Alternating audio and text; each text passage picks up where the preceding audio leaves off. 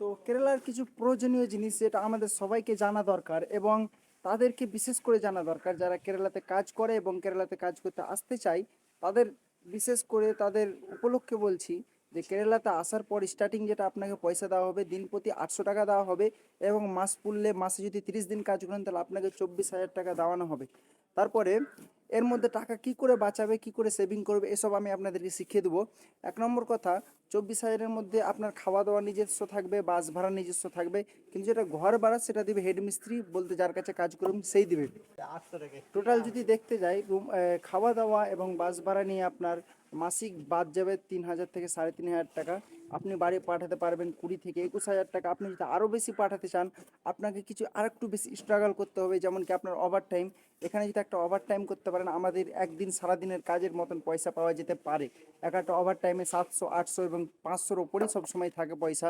তো এই জিনিসটা ধ্যান রাখবেন, কোনো জায়গাতে ওভার টাইম থাকলে ছাড়া যাবে না।